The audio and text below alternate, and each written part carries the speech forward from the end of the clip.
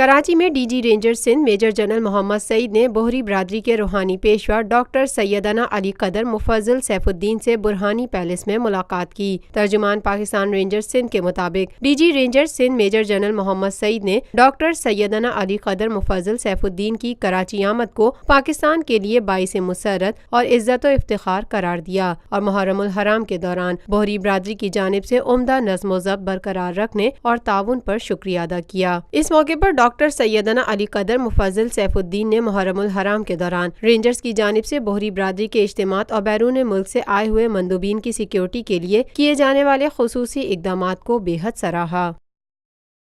Lotus Lake Towers, a groundbreaking endeavor by Lotus Properties.